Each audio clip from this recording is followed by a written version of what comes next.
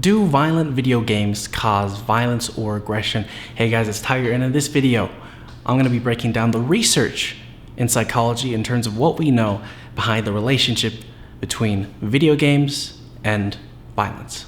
Before we begin, please subscribe. I'd really appreciate it. I'm going to be posting a lot more content in the future, so hopefully you guys could be on the lookout for that. That'd be awesome. But yeah, let's get right into it.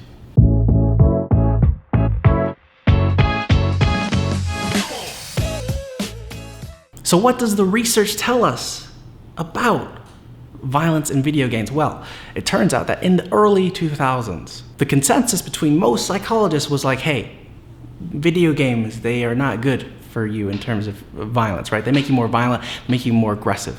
And in general, the consensus was that there was an effect size of 0.15 to 0.2, which is very kind of between moderate and small, but it's significant enough, and enough to be a cause for concern. However, this was in the early 2000s. What you have to understand about the early 2000s is Britney Spears was dominating. No, that has nothing to do with it whatsoever. But what I'm trying to say is that, well, in the early 2000s, there was just not too much research being conducted on the relationship between video games and aggression, or video games and violence, because it was such a new thing. And a lot of people, they didn't really know how to go about studying video games and violence, right? It's just like, how do you even go about that?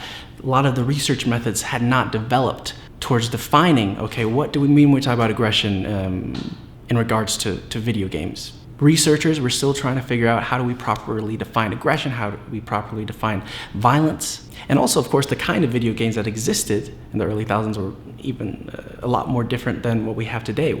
The video games that we have today are just hyper-realistic, very interactive, and extraordinarily entertaining.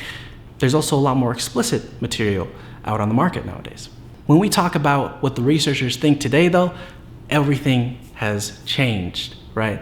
Like I said in the beginning, there generally was a consensus that, okay, yes, video games can cause violence. And first off, I just want to clarify one thing. Obviously, you've probably heard of, right, correlation doesn't equal causation, right? If there is a relationship between video games and violence, that does not mean that video games is causing the violence. So what psychologists do to typically try to get closer to proving causation is they do something called a longitudinal study, which basically just is when you take a large group of participants and you test them at one point of time, point A, let's say when they're in third grade, and then at another time in the future when they're in eighth grade. And that helps us figure out causation. The longitudinal studies that were out also have fairly similar correlations, right? So we're talking about 0.15, yeah, back in the day. But now, things have changed. Like I said, there has been so much controversy on this topic, and a lot of it has been stirred by psychologists who were just like, well, hold on a second. The methods that a lot of these people used back in the early thousands to measure aggression and measure how often you're playing video games is just not rigorous enough. Beyond that as well, in the past like 10, 15 years, there's been this publication bias epidemic, where basically sometimes we'll have researchers who have biased publications where they try to say, well, I found something significant that's not really as significant as it really is, because researchers and psychologists, they want to get published. So that's another kind of tricky thing. Now, the general consensus is, okay, yes, there might be an effect size of anywhere between 0.05 to 0.1, if on a generous day, 0.1 effect size. And 0.05 is so small for an effect size. It's significant, it's statistically significant, but it's so small, it's almost like irrelevant.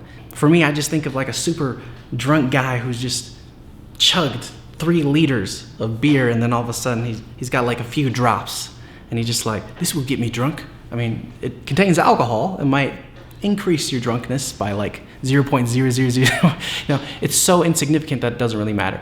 And this is kind of the problem. You have all these researchers who try to cling to this idea that, okay, a 0.1 or 0.05 effect size is relevant, when maybe they're just reading a little bit too much into it.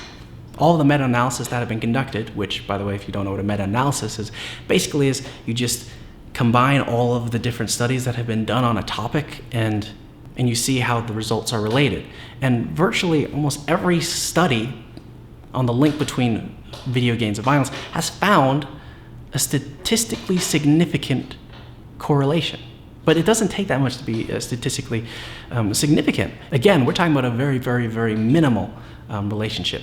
And that's when we're assuming that video games actually causes it. There might be so many other reasons. Of course, I mentioned the longitudinal studies that try to make up for that, but in reality, longitudinal studies aren't enough to tell you with 100% certainty that causation exists or not, right? There's a lot of flaws in the research. Bad methodology, improper definition for things like aggression, for things like violence. Also, not taking into consideration different socioeconomic groups, different subcultures, and even gender. I remember there was this one kind of infamous study that was basically like, there's this massive correlation between video games and violence. But what ended up happening is I said, okay, what if we bring gender into consideration? Well, we know that males are more violent than females on average. Like, gender is one of the main reasons why we, for the most part, shifted away from this idea that there might be a 0.15 to 0.2 effect size. It's now the reason why we're kind of just saying, well, hold on one second, it's definitely lower than 0.1. It's also important to note, though, like I said before, there is a very small relationship. So does this, mean that, well, there is actually a relationship here?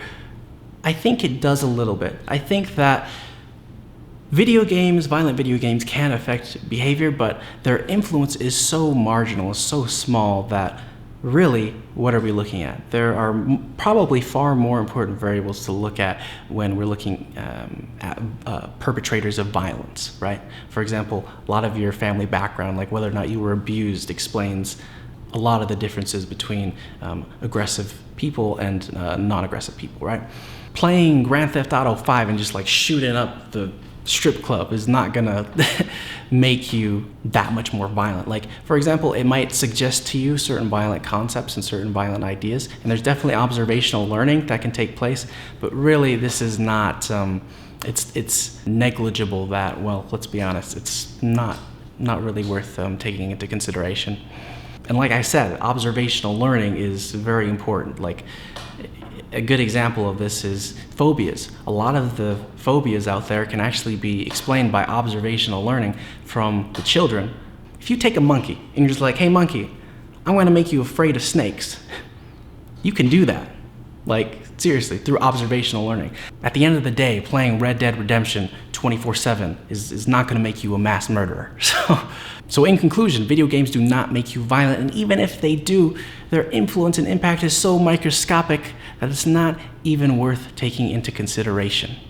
That's gonna wrap it up for this video, guys. I really hope you liked it, and if you did, feel free to hit the like button. Also subscribe, I'd really appreciate it. It'd be awesome if you could do that.